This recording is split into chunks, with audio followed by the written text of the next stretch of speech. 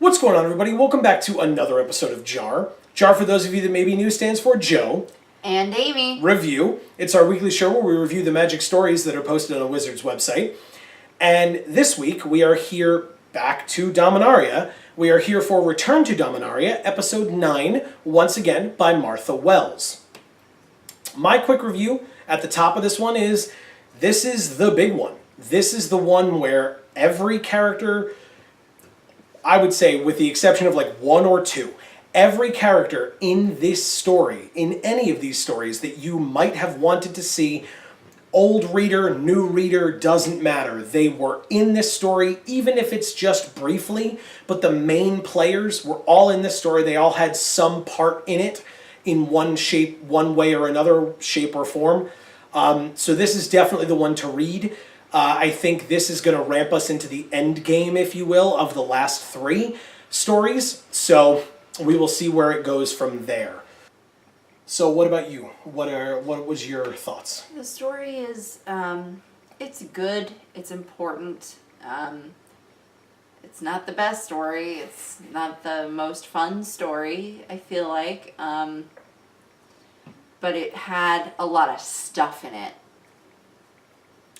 Yeah, and there we will, I think at the end is my kind of big wrap-up moment, and that's what I'll end on. I wrote it here in my notes. But yeah, so if you have not read the story yet, feel free to check the description below. We will have the link. We will have the link to the story. If you have not read it, go read that, and then come back here. As we say here, we review, we do not summarize. So to get the full effect of the story, you will want to read it. And again, like I said, if there are any characters that you were curious about that were going to be here on Dominaria, like I said, with the exception of like one or two of them, you'll find them in this story one way or the other. So, there's that. On to the full review itself. We start this story the way we left off the last one. We have Chandra finding out that JaAR is Mother Luti, and now we actually get the fallout from that and where that actually leads. So this story is where we get the payoff for last week, and if you watched last week's story, which many of you did and had some very in-depth conversations going on in the comments, so thank you all for that if you were one of those. Whether you watched, commented, or both, and if you haven't, feel free to go do that. I'm sure we will have the playlist up at the end for you to go check out. But regardless, last week was a little lackluster, and this week we got the payoff for last week's story. And of course, that lackluster comment is our opinion. Like I said, go watch last week's episode. But I mean, I kind of feel like it was a payoff for all of the stories. This one? Yeah, that's fair. That's totally fair. And that's, well, like I said, I'll get into that much more at the end. But yes, this one started with the payoff for last week. But yes, as we rolled through, you could definitely argue that there were payoffs for a lot of the different ones in this one. But you had JaAR then refusing Chandra's request to help her because when she was Mother Luti, Chandra didn't listen, which if JaAR knows anything would know that that's very red, right? That's very much like, you're just an old useless woman, which is blatantly what Chandra thought. You're just some old lady that hangs around this school, and I don't care about you. I'm already a super powerful planeswalker, pyromancer, whatever. And as we learned last week, Chandra didn't even think that Mother Luti was a planeswalker, or didn't know that Mother Luti was a planeswalker. So she wouldn't have thought necessarily that Mother Luti would have been powerful enough or knowledgeable enough to help her at all. And now knows that not only can she, but Chandra would really like her too. And for that reason, and I don't blame JaAR at all, but for that reason, JaAR was like, yeah, no, I'm not going to do that. I'm not interested. I don't know. I thought it was kind of dumb. I thought it felt very, I don't know. I felt like JaAR was blaming her. And I didn't think that made too much sense. JaAR was the one who's been lying this whole time and almost acting as useless as Chandra made her seem like she was. Okay. I mean, otherwise Chandra wouldn't have felt like she was useless. She would have felt like she was super helpful. That's an interesting point. I didn't look at it from that perspective, so that's an interesting point. I looked at it the way that JaAR looked at it, where she was like, you're just an ungrateful child. I did not. I felt like the story was like very Beauty and the Beast. You know, it was like, well, the prince is a bad guy because he doesn't like the old hag lady who's a sorceress. And it's like, or she's a sorceress and shouldn't be showing up at his door and expecting him to just be charitable toward her when she's just a random stranger showing up at his door. You know, That's fair. And Amy's a big Beauty and the Beast enthusiast, so that's not just a random, tossed out reference. So I appreciate that. Yeah, I don't know. Not to say that the prince wasn't a jerk, because he was, but, He was also like 16 or 15 or something. Whatever. Ridiculous. None of that's relevant right now. Regardless, so yeah, like, I don't know. It's interesting. I didn't look at it that way. I did look at it the way that JaAR looked at it, with kind of teaching her a lesson, which is, I guess, arguably what Chandra wanted in the first place, but obviously not in that way. But it was JaAR saying, like, you didn't care. You didn't care who I was until you found out that I was JaAR. Like, why wouldn't you care that I might have been someone who could have helped you even if I wasn't named JaAR? Like, right. I was still there trying to help you and you didn't care. So, and right. to be fair, that JaAR was obviously going to care more or be able to help more than someone else. I mean, that's the point, is that, Chandra learned that JaAR Ballard is this, super powerful pyromancer. And so, yes, she can learn from whoever's around, maybe, but she's going to learn best from JaAR. Right. And, I mean, it's an interesting point for that reason, is that, like, these are like colliding tropes almost of the, you don't know who I am, so you don't deserve my knowledge, but once you find out who I am, because you disrespected me, I'm not telling you anyway. Right. Like, it's like pretty common tropes that are colliding, and I thought it worked. I didn't dislike it, which sometimes when pretty obvious tropes are used in these stories, I kind of get upset by them. This one I thought was somewhat fair, and I mean, I didn't know whether it was going to pay off in this story or not, but I knew that something was going to happen. As long as JaAR was actually sticking around, something was going to happen to show JaAR that Chandra was in fact worthy, or Chandra was going to kind of, I almost expected her to have that the power was inside me all along moment. Gross. And JaAR say, like, you didn't need my help after all, look. And it's like, that would have been real Disney of them, but it does seem like JaAR is willing now to help her. Yeah, but I felt like the fact that whole arc existed was pointless. It was just a waste of time. Yeah, I don't know. You're JaAR Ballard. She's also a powerful pyromancer who needs your help. Like, just help her, shut up, and get on with it. Yeah, I mean, I didn't hate it. I won't lie. I didn't hate that part. I thought that it was fair, right? I mean, Chandra, we'll talk about Liliana's character growth, because that's what we've been talking about throughout these stories for Dominaria specifically. Chandra got a little bit of character growth here, because we got then the moment of her and Multani. And it was her way of honoring her friend Nissa. And I would think, and you tell me what you think, because this goes back to last week again, but I would think that this was the story's way, or Martha's way, or the creative team's way of showing us and not telling us that Chandra really did miss Nissa and is thinking about her. And sure, she did arguably say it, right? I miss her, but she said it after having utilized Nissa's calming technique on Multani, kind of knowing like, oh, this is a green-aligned mage or character, and I know some green-aligned techniques from my good friend. Let me try them here, and it ultimately ended up working. I disagree. Sure. I feel like it felt really contrived, like just really fake and like, I don't know, pulled out of somebody's butthole. Well, and I was gonna say that about how quickly it worked. That like, oh, he's not himself, and it's like, you have Karn. Right, and you have literally no idea who this guy is. Like, why are you just like walking up to this potentially super dangerous thing and being like, oh, well, I'll say some calming words and you'll just be fine now. It's like, what? just because Nissa helped Chandra to, like, meditate doesn't mean she can just, like, use magic to make random creatures who are not trying to participate in meditation meditate all of a sudden and then come out of some kind of trance. Well, like, that's just absurd. And I would say, I mean, you know, whatever you want to call it, whether Multani was a shell of his former self or whether it was the kind of thing where they were just they were under some kind of an influence, but I thought that it wasn't fully explained, and I will give the caveat of I don't know. I have not read the last story that Multani was present for, so I don't know if that was something left over from Multani's last appearance. And if that's the case, then I'm just missing something personally as to why Multani is that way.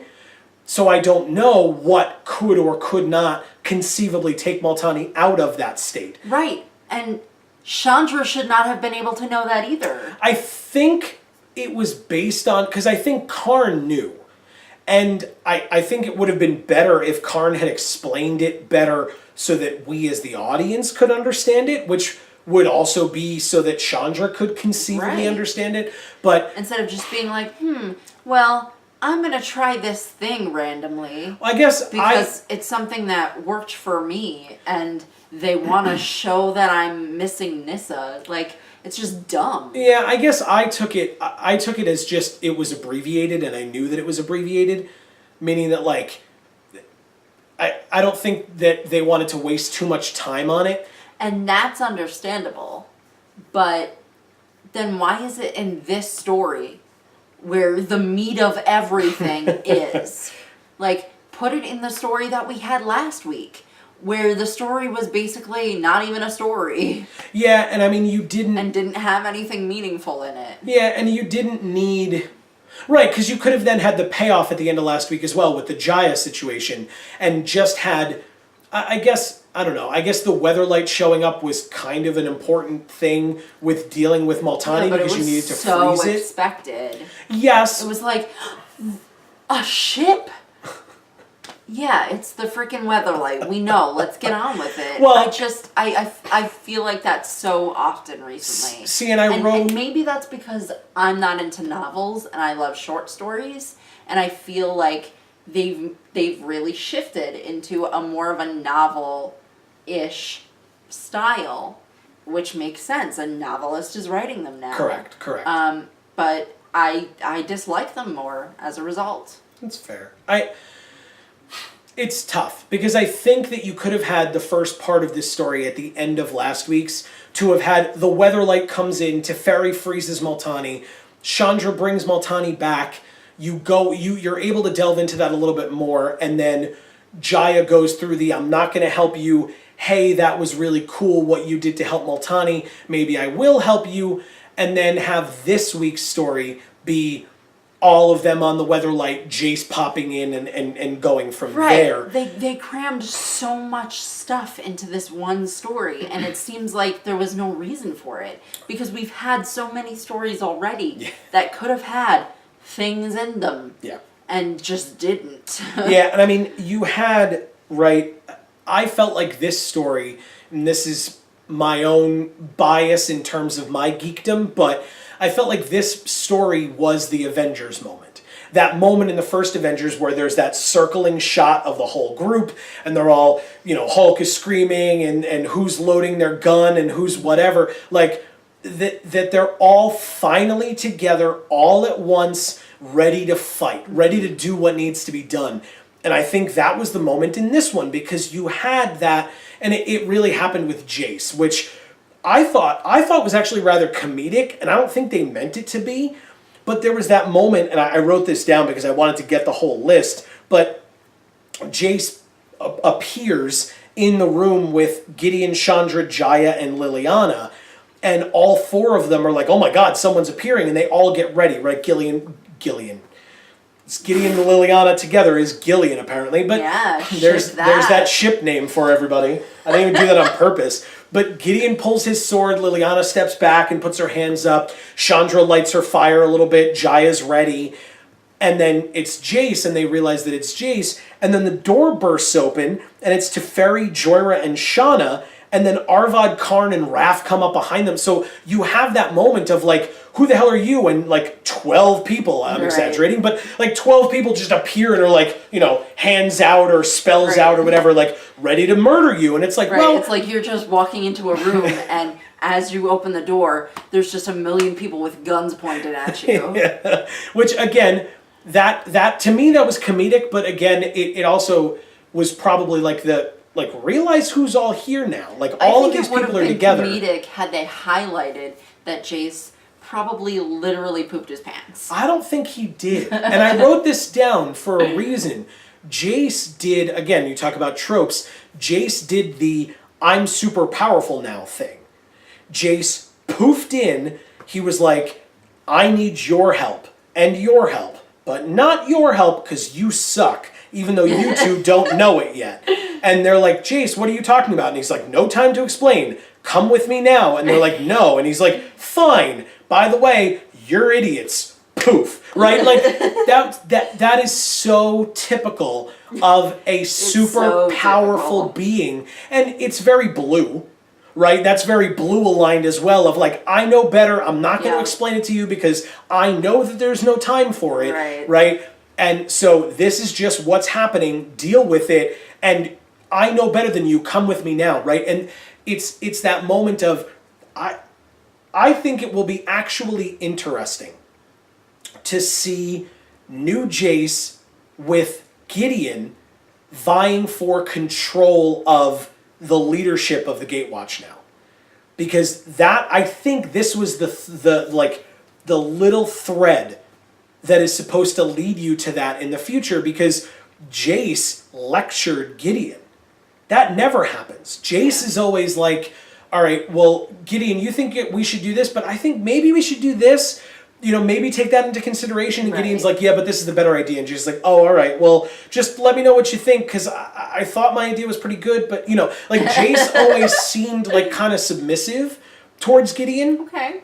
And kind of wanted the power and the control, but knew that Gideon was the general, right? Gideon was the guy who had all these plans in his mind, and Jace was going to be the one to kind of telepathically connect everyone else and throw ideas around here and there. And he had the power, but he didn't necessarily have the leadership.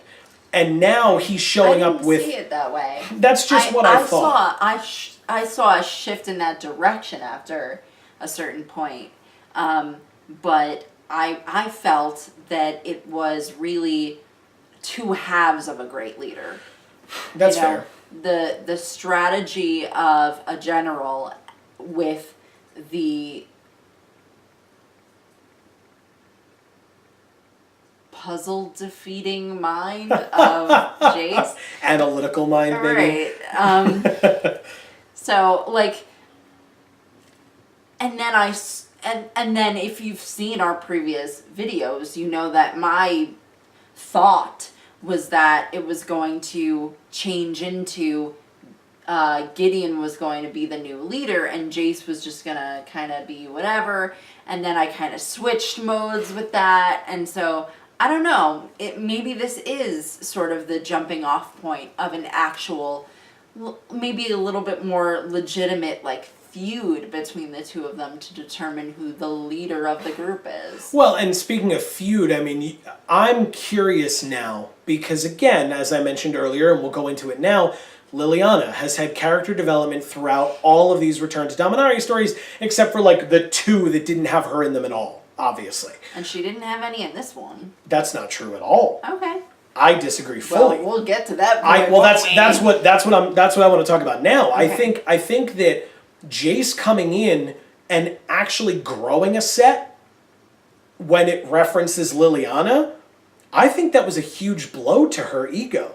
And I think that was her realizing, like, oh, you mean I can't just control him anymore? And to be fair, Liliana... I disagree. Well, I would say, I mean, Liliana is in a very emotional place right now with killing her brother off and still, arguably, having not fully processed that yet.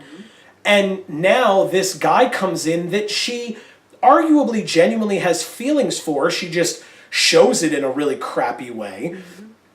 And he shows up and shoots her down, completely ignores her, and just badmouths her to the two people standing next to her, including the one guy who has actually been helping her in the past few weeks or whatever, however long that period of time has been. Gideon has been her only ally at this point. Right. And Jace is pointing at Gideon and saying, "You're wrong, leave her, she sucks." Yeah. And so you have Liliana just sitting there, and at first she does her typical Liliana, like, "Excuse me, what did you say?" And then Jace ignores her entirely, taking away all of her power that she has over him, right, from their relationship, and just basically showing everyone, like, "No, I'm not your lapdog anymore. I get it now. You suck. And this is my new mentality in relation to you. I'm calling you out and saying that we're gonna," like, Jace basically wanted to just grab Gideon and Chandra, leave, and just leave Liliana wherever she was. Right. He did say that he thought that Belzenlock should be killed, but said, "You can come back later and do that, and I'll help you. But right now, we need to deal with Nicol Bolas because he's setting a trap for Planeswalkers," because even though he didn't explain it, because good God, how long would it have taken? Jace knows that Bolas has the immortal sun now, and as well as the immortal, or the Eternals and all that other stuff. So yeah, I'm sorry. I know you said you disagree a moment ago, and I kept going, so. No, that's okay. I mean, you can finish your point. No, that I'm was, just I saying, think that. I'm just trying to get you back to it. No, that's very, no, and that was my point. I think Okay. that Jace showed up, insulted her, and ignored her, which in and of itself is an insult in Liliana's mind, and I would find that insulting too. It's like, hey, I'm sitting right here, right? Like, you could actually talk to me. We do have some form of a relationship, whether you like it or not. And then poofed, right? And disappeared and was like, "Fine, you guys won't help me, then see you later."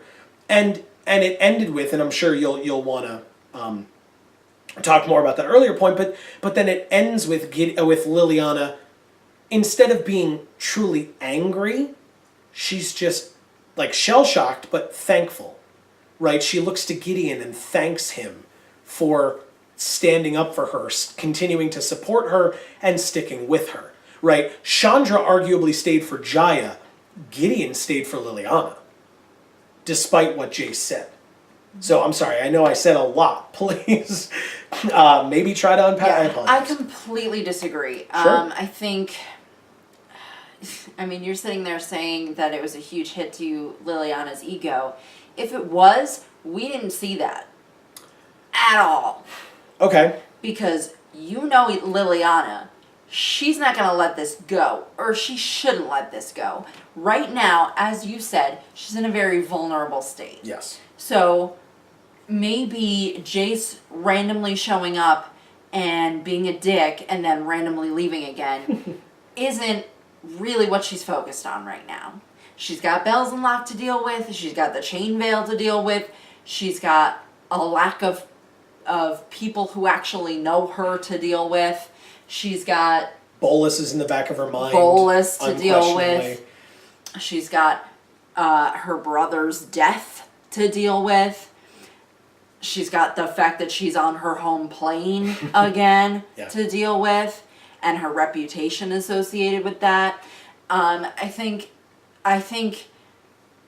that there's no way that what we saw in this story is all we're gonna see from Liliana's hurt ego. That's fair. This is not at all even her experiencing it right now. Like I said, Jay showed up, was a dick, and left again, and she's just like, okay, that was fucking weird, but let's just focus on the important stuff that we need to deal with and do it. And that's exactly what Jace's mentality was too. Get rid of the drama and just get to the important stuff.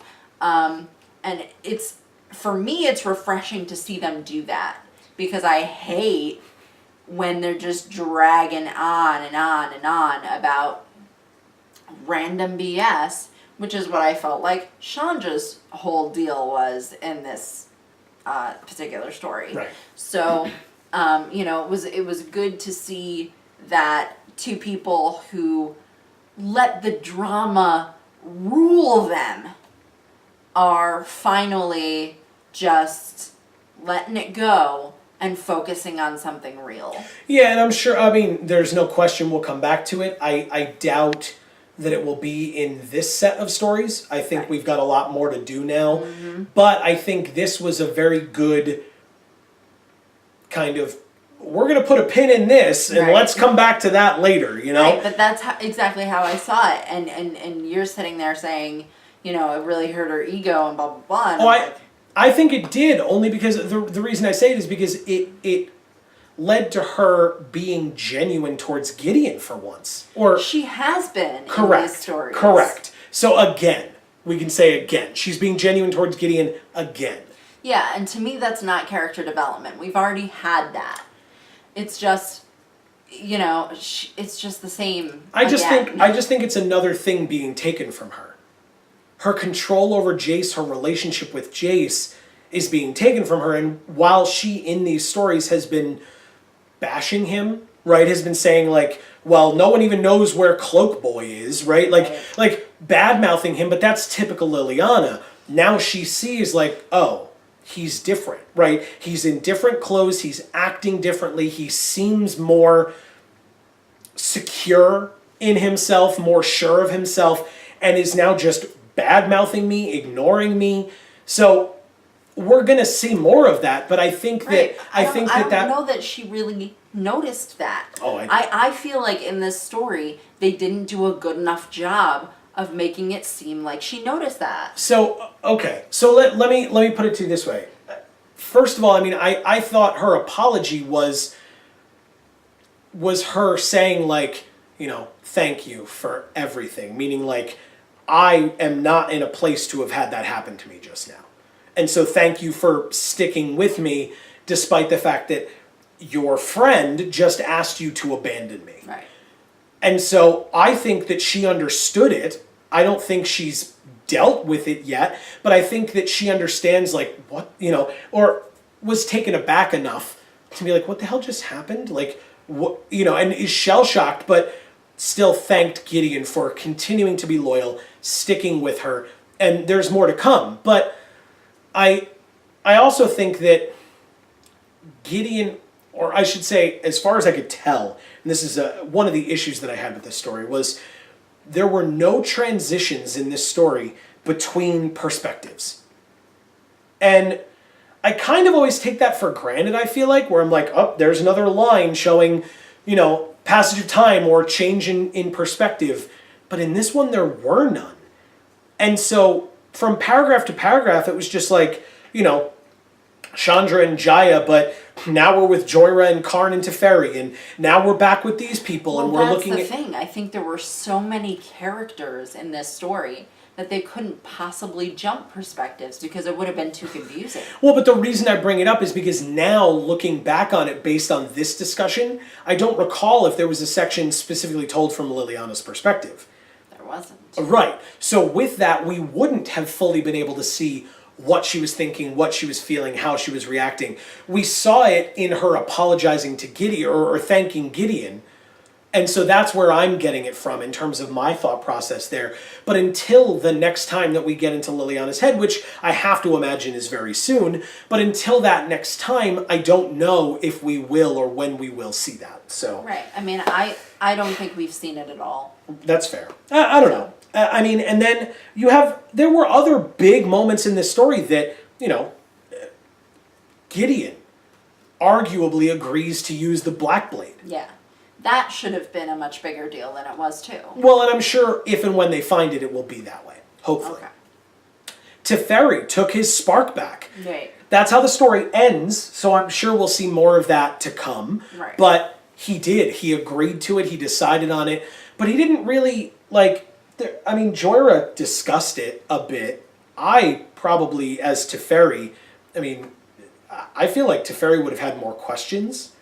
Right? I feel like Teferi would have been like, why'd you keep it from me for so long? Why now? Why? I don't know. That's just... How do you have it? Well, he asked that, and she if he understands what the mana rig is enough, then she explained it, because Teferi's a really smart guy and understands all that stuff, and he and Joyra have known each other long enough where that could totally be a thing. But I don't know. I don't know. It seemed like he took it back, which is great and important, but as someone like him, I mean, we've heard this in a prior story that he has been getting his ass kicked, both physically and emotionally, right? Literally and figuratively, over the fact that Zalfir's not back yet. Right.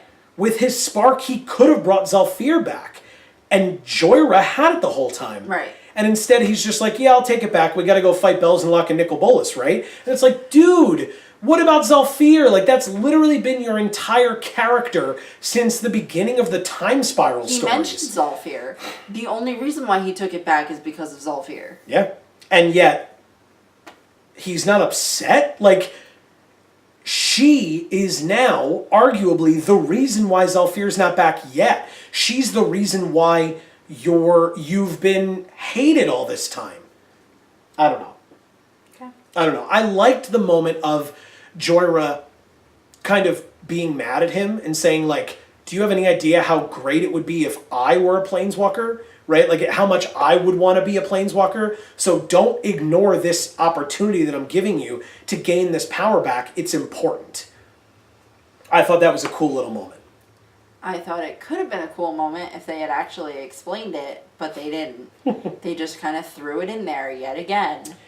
Another moment that really should have had a couple of extra moments on the back end of it so that it actually felt important. Yeah, and I mean, I guess that goes in combination with the Weight of Memory card and art, but really just the moment of Joyra, Karn, and Teferi meeting up, talking to each other, and Karn kind of trying to break the news of Venser's death or sacrifice. And of course, we know that Joyra already knows that, and Teferi already knows that, but still there's that moment of the three of them, these three old friends back on the Weatherlight together. That's a really cool moment. I thought that was nice. And again, sure, mini Avengers moment of like, they're back, they're reunited, but yeah, so I thought that was kind of cool. And again, we did, like I said, we had all of those main characters all in one story again, right? The only ones that weren't really there were like Joda and Nissa and Ajani, although Ajani was brought up multiple times. Right. And then I want to point out the comedic point of Raph, right? Raph had his one line of dialogue in this whole story, and it was a callback joke to an earlier story, which, if you were following along, that was your little Easter egg, right, of like, good job, you remember this, and it was pretty funny, where Raph, like, Jace shows up, says all these things, and then is like, fine, and just leaves, and Raph's like, are all planeswalkers like this? Because Ajani did the exact same thing.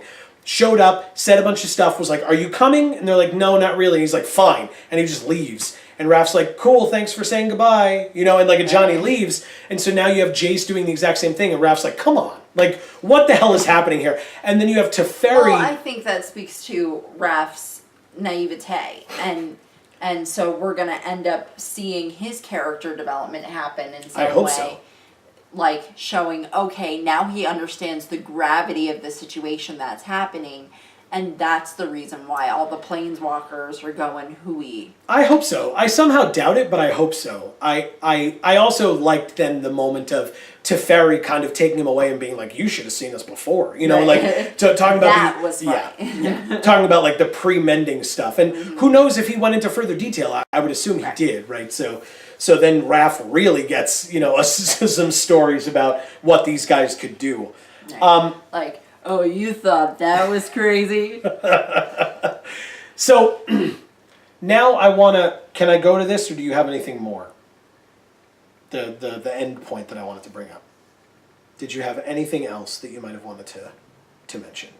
Because I think we touched on everything.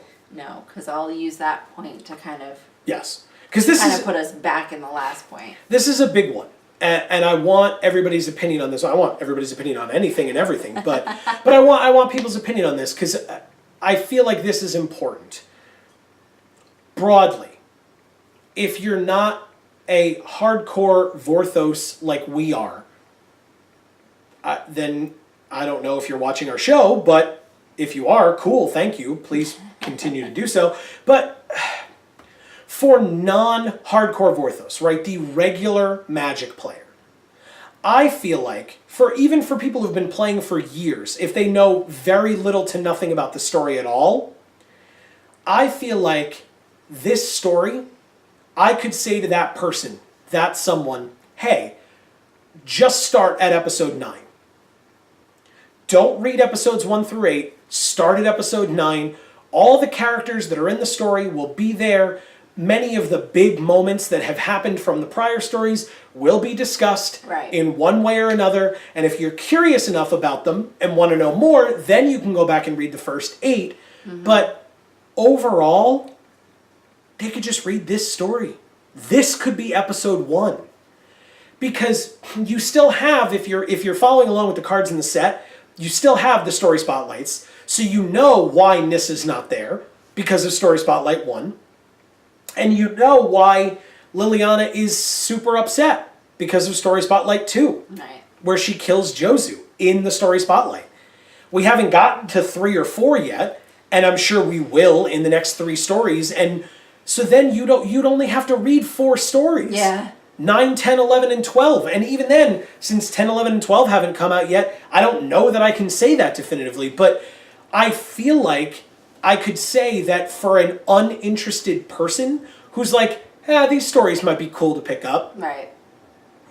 Start now. Start on episode 9. And I want to know whether you guys agree with me or not, because as I was reading the story, that's what I was thinking of. Like, the whole Multani thing. That was explained. The Argothian Silex, that was explained in this one. Similarly to how it was in the last one. Mm-hmm. Or not really explained in the last one, but you had that beginning fight, right?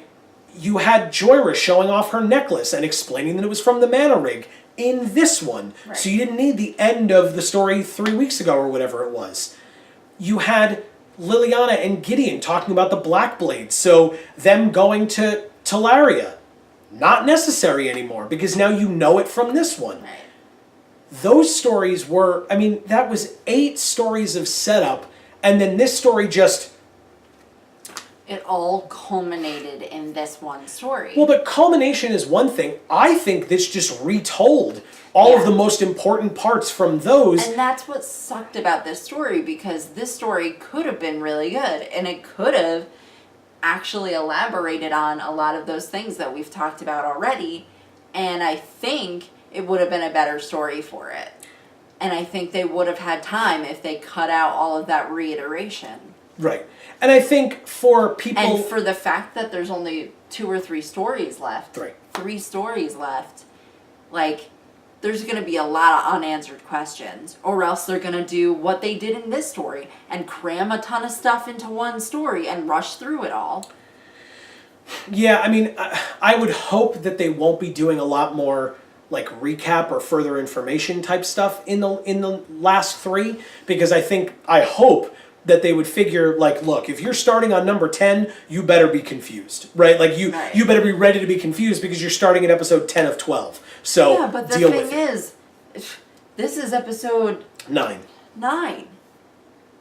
And you're saying everybody should start at episode 9. Well, that's my opinion. That's why I want other people's thoughts, because I'm just saying, because if you're not watching shows, right? If you're not watching our show, if you're not listening to the Vorthos cast or the Lorgoyfs or anybody else, why do you need any other story but this one? Right? Sure, like I said, you miss out on Joda. You miss out on the reasoning behind Nissa being gone, but you know she's gone because the card exists. Right. You know Liliana got rid of Jozu because the card exists to tell you about it. What else are we missing? I genuinely wanted, like, that's why I was trying to think of it. And so if you guys know, like, oh, Joe, what about this major plot point? Right. Let me know, because Teferi even mentions Quende in this one. Right. So that one shot of the Quende story of him trying to kill Teferi over the Zalfirin thing, that was mentioned in this one. So what's left? Like, what is there besides further explanation of the 2 story spotlight cards and possibly why Joda has been in this story so far? And again, without 10, 11, and 12, I don't know that Joda's not going to show back up. Right. So... And that would be a perfectly good point to tell the previous parts of his story maybe somewhat. Right. So, I mean, I completely agree that episode 9 probably should have been episode 1 or maybe episode 2. well, I don't want to... If you want to preface it a bit. Okay. And then draw out the things that were talked about in this episode and actually explain them. Actually let the character development happen. Actually show the emotions that these characters need to feel. Because I haven't seen that in this episode. This story, to me, shoved so many things into one story that it completely got rid of all the characterization that I would have liked to have seen. Liliana's characterization, I felt like was not there. Fair. Gideon's characterization, I felt like was not there. Jace's characterization, there could have been so many things that could have happened between Jace and Liliana when he finally arrives back in her presence. Mm-hmm. And then they just show him for an instant and it's just, oh, well, he's giving her the silent treatment. Like, that's dumb. That's not a realistic depiction, in my opinion, of what would actually happen. With that one in particular, with the Jace, Liliana, Gideon thing, I'm hoping that gets dealt with more in the Right. future. And I I'm hoping that too. I suspect that as well. And I'm suspecting that too. And I'm giving the benefit of the doubt in this scenario because I like the fact that they're not ruled by their emotions right now. They're just ruled by purpose. Yeah. I like that. But then I want to see that character development happen. And I don't feel like it's going to in 3 stories. And is it going to when we're on the next plane? Because... Which is likely going to be Ravnica, which is kind of a big deal. Right? There's going to be a lot going on Ravnica if and when that's where we're going, which is likely... Right. That's our assumptions. And so if your deal is, well, there's a lot of important things going on right now, so let's put our, personal drama on the back burners, then returning to Ravnica again is not the time and place for all of these emotions to come to the front burner. You know what I'm saying? So well, and especially I don't really get it. Especially since if Jace and Liliana haven't worked their stuff out and then you throw Veraska into the mix. Right. That'll be interesting. I don't know if it's a good idea or a bad idea yet. Ugh. We shall see. But I'm not looking forward to that because I feel like it's feeling bad. So I'm going in with this mindset, and I hate that I'm going in with this mindset, but I'm really hoping, I'm like terribly hopeful for anything. I'm really, really hopeful that they'll pull it out and completely prove me wrong. I want to be a little bit clearer because I think the way that you worded something is different from the way that I meant it. Okay. So I want to just clarify a little bit. I think that episode 9 could have been episode 1 to people who are not as interested. To people who are just curious about like, oh, why is Teferi back? What's he doing here? Whatever. Like that kind of thing. I think for people like us, what I would assume would be the majority of our viewers, Dominaria has been, and I think will continue to be, a very flavorful set, and it's doing an amazing job at that. And so for that reason, I think it's important that we had episodes 1 through 8 for us, for Vorthos people, for us to, and I'll do it now, we can do it again later, but for us to show off our... Hashtag Vorthos pride. While we're reading the stories. Because it does give background on Teferi, on the Jaya Mother Luti situation a bit. It shows rationale behind Nissa disappearing or abandoning her oath and etc.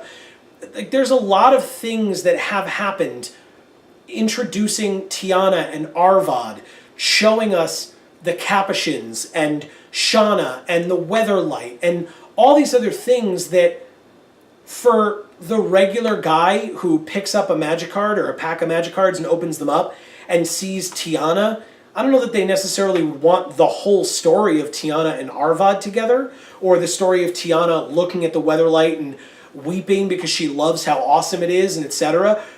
We enjoy those things. Other people definitely enjoy those things. But I think for someone who wants the broad, hey, give me the Cliff Notes version, right? If you go to your F&M and you see, the In Bolus's Clutches, and someone's like, wow, Liliana works for Nicol Bolas? How did that happen? They don't want you to go into who Tiana and Arvad are, but they might want you to give the Cliff Notes the episode 9 version of the story. And so that's why I say I think episode 9 could be episode 1 for someone who is less interested than those of us who are like, oh my god, Dominaria is so flavorful. I don't care if you're a new reader and you're just super entrenched, or if you're an old school fan and you love seeing characters like Multani and Karn and Teferi and Joyra and Joda and Jaya and all the J names that you could possibly think of back again, right? Further stories of, I was excited about hearing about Majetta the Lion a few weeks ago. I'm sure most people don't know who that is because they're not aware of the older cards. I looked it up, I showed it to Amy, and we talked about it, but for people who were not aware of that stuff back then, that's an Easter egg at best. It's not super relevant to today's story, for example, although Quende was brought up. So that's why I say... That's why I feel the way I feel. Because that stuff's not relevant. Maybe it's because I'm a newer Vorthos, right? I wasn't around for Dominaria before. So maybe that's why I care more about developing the characters after episode 9. Okay. But the stuff before episode 9 doesn't feel super important.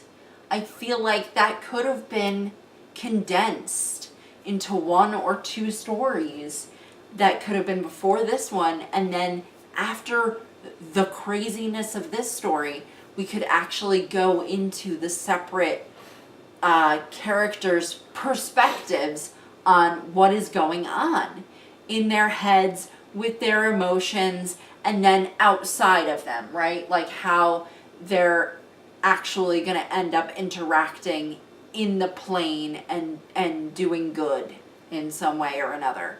But also the inner turmoil and blah-de-blah, right? And I feel like that stuff needed to have happened in this story more than it did. But it couldn't because there were so many people in it and so many things that it couldn't have done that. And I feel like that's a disservice. And I feel like the stories before it took an awful lot of time to say not an awful lot. Okay, and so I also wanted to bring up another possibility. With all of this characterization, world building, etc., that was done in episodes 1 through 8 with the Easter egg stuff and etc., would that have been better served in the Magic Story podcasts? And now I will say that knowing full well that 2 or 3 of them are out already at the time of recording this, and we have not reviewed them, despite the fact that we've reviewed other Magic Story podcasts in the past, in fact, all of them, to my knowledge. And what I will say is, because this is what we have been trained to be ready for, if and when the Dominaria story ends and there is not a new Core Set 2019 story immediately after it, that's when you will see the episodes of JaAR where we review the Magic Story podcast. Right. But the reason I bring it up is because what they seem to be doing, and I say seem to be because I've read some descriptions of them that, advertising them, and I have not yet listened to them, although, as I said, I will be. It seems like they are going so in-depth into geographical things and the cities and the countries and the continents and stuff. So that is the place where it seems like Ethan Fleischer, Kelly Diggs, and Blake Rasmussen are really going deep into the lore of the plane, where you're not going to get that in these stories, right? We're not going to stop so that Teferi can give a geography lesson to the Gatewatch. But and so there's not really a canonical storyline way of doing it, but because it's something that the creative team worked on, it needed to have a place. Right. And so my question is, would some of the things that went on in episodes 1 through 8 have been better served in a Magic Story podcast type format, or did we prefer it here? I absolutely think so. Because I will also reference, and that's fair, but I will also reference, I'm trying not to be hypocritical here, because I have said many times in the past that I wished that they would flesh these things out in the story more. And I think now that we've run into, such a lore-heavy set with characters that are known to us, I think now we're seeing the problem with doing that is that you don't get enough time with the characters that you want to see doing or dealing with the issues that need to be dealt with in terms of story. And so that's why I want other feedback, I want other people's opinions, and that's why I referenced last week's video had a lot of really good discussion in it. So I encourage you to continue to have such great discussions in last week's video, this week's video, any and all of them. Did you have anything more to say on that topic before I keep rambling on? Please. As you said, I do think a lot of those things probably would have been better off in the podcast. And I think that if they're doing a sort of a pairing of story with podcast, that the podcast should be directly related to the story to expand upon the story. If they're paired like that, where you have them going on in the same week. I like that. And if they aren't doing it that way, then why is it happening at the same time? If it's talking about very separate things than what the story is talking about, then it should wait until the story is done, like it has in the past. And in fact it's released on Thursdays. So story released on Wednesday, like the day we're filming this, right. And then the day this comes out, which will be Thursday, is also when the Magic Story podcasts get released. I think they only did 5 of them. I could be incorrect on that, so I apologize if I am. But I believe they only did 5, and like I said, I think they've released 2 or 3 already, and so there's only a few more left. But like Amy said, that's a fair point, and not something that I had thought of, despite the fact that arguably we do that. Right? Arguably we have supplemental things following. It's just that we don't have the inside info that the Ethan Fleischers and Kelly Diggses of the world have. So that's a really good idea. I did not think about it. It would make more sense if they're doing Wednesday, Thursday episode podcast, that the episode has whatever the episode has in it, and the podcast is merely an extension of that episode. Right. The details and things that hardcore Vorthos care about listening to, and then maybe the people who don't care about listening to that don't have to. Right. And so I'll say also that jumping off of Amy's idea, stealing it for myself and making it seem like my own. Just like all the rest of my ideas. Oh, 100%. I'm just kidding. That's like half of my success. Are you that successful? Wow. Blow to the ego. Now planes walk away like Jace. Okay. You're even wearing a blue shirt. So yeah, and then maybe if you want to do geographical things and talking about where continents are and what's been going on and etc., do that the weeks following the stories. Right. So that you actually have something to supplement all of this dead air. And I will say this one time, and one time only here, because I want to wrap up this episode, and I think this requires a lot more discussion. Oh boy. I would hope you know where I'm going, but if not you'll know in a second. But with certain, let's say, staff changes, it may also indicate that the company may not be interested in Magic Story podcasts going as in-depth as we would like them to go. That's all I'm saying for now. If you're not aware of what I mean, look it up. You've been sleeping. Yeah, but look it up and stay tuned. Right. Because especially when it comes to things like the Magic Story podcast, I'm sure we'll be talking about it. For now, we're entrenched in these stories and I want to give them their time. Yes. And I don't want to get into controversy and questions and things like that And politics. at this moment. Yeah. Although it is something that is worth a conversation, and I wanted to at least bring it up so that if you want to look into it and do something about it now, please feel free. Just realize that for our purposes, for our show, we would like to spend this time discussing the actual stories and our opinions on them. Yeah, I mean, we can revisit that topic perhaps. At a later, I would love to. Okay. That being said, we discussed all of the great discussions that were going on in our video last week, and I wanted to apologize / explain, and I did this on Twitter as well. We weren't really able to respond to those comments that we thought warranted responses as immediately as we usually would, Right. because we were away this weekend. It's the shirt that I'm wearing, but we were volunteering with an organization that we were out in the woods, in cabins. We Right. were away from technology and social media for very particular reasons, and for other reasons I will not go into that, but check us out on Twitter. I went into that. I showed off a picture of myself looking incredibly goofy, but I loved every second of it. It's an organization that we volunteer with that you are not here to hear me preach about, but if you're interested, ask us about it, right? Right. Come follow us on Twitter, send us that message, follow us on Facebook, ask us there. Those links are down in the description as well as which, was where the link to the story was as well. So I encourage you to do that. All I will say is thank you to Comfort Zone Camp and A Little Hope for an amazing weekend. I feel like recently a lot of Magic-specific personalities have been discussing some of the charity work they've been doing, and this just happened to coincide really well. It's also why, if you can't tell, my voice is super shot, because I lost it over the weekend and I'm trying real hard, so thank you guys for bearing with me with that. But for that, this has been another episode of JaAR here on Geek for All. I want to thank you all so much for watching. As we, and hopefully you soon, including last week, showed off your... #Vorthos Pride. I said I'd do it again. We got 3 more left. I have been Joe. And I'm Amy. And as we always say, guys, in whichever video of ours you watch next, we will see you all next time. Thanks, everybody.